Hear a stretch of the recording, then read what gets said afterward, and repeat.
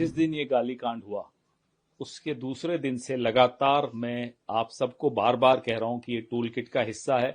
इस tool kit में अगला चरण है कि प्रधानमंत्री बिहार में जाकर रोएंगे और कहेंगे ओ देखो मुझे गाली दे दी। वही हुआ ना। कांग्रेस में कोई ऐसा नेता या कार्यकर्ता है जो किसी की मां का अपमान कर सकता है। मैं पूरी उम्मीद है मुझे कि बीजेपी में भी ऐसा नहीं होगा। जो व्यक्ति कहता है मैं नॉन बायोलॉजिकल हूं वो किसका अपमान कर रहा है?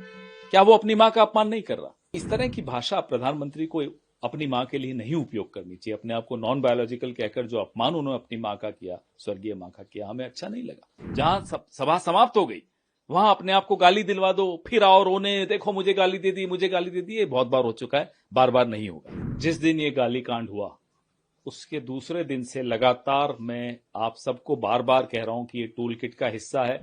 इस टूल किट में अगला चरण है कि प्रधानमंत्री बिहार में जाकर रोएंगे और कहेंगे ओ देखो मुझे गाली दे दी। वही हुआ जो कहा मैंने 4 दिन पहले, ये हो रहा है आपके सामने। न कांग्रेस में कोई ऐसा नेता या कार्यकर्ता है जो किसी की मां का अपमान कर सकता है। मैं पूरी उम्मीद है मुझे कि बीजेपी में भी ऐसा नहीं होगा। लेकिन जो व्यक्ति कहता है मैं नॉन बायोलॉजिकल हूं वो किसका अपमान कर रहा है? क्या वो अपनी मां का अपमान नहीं कर रहा? तो इस तरह की भाषा प्रधानमंत्री को अपनी मां के लिए नहीं उपयोग करनी चाहिए। अपने आप को नॉन बायोलॉजिकल कहकर जो अपमान उन्होंने अपनी मां का किया, स्वर्गीय मां का किया, हमें अच्छा नहीं लगा। और अब ये टूल किट चलेगा भी नहीं कि आप किसी से बदमाशी करा दो, हमारे मंच जहां सभा समाप्त हो गई वहां अपने आप को गाली दिलवा दो, फिर आओ रोने, देखो मुझे गाली दे दी, मुझे गाली दे दी। ये बहुत बार हो चुका है, बार बार नहीं होगा।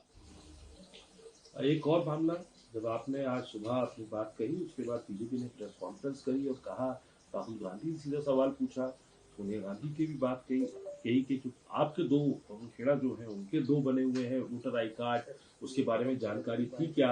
इसके अलावा ये भी कहते हैं कि वोट भी 2 जगह डले। ये बीजेपी ने आज मेरे पर आरोप लगाया कि मैंने 2 जगह वोट दिया। अब मैं उन्हें चुनौती देता हूं, लाइए सीसीटीवी फुटेज नई दिल्ली के खंड संख्या 78 काकानगर पोलिंग बूथ का।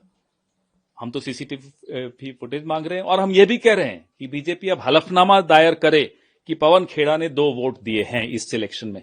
अब फिर उसके बाद बात करते हैं।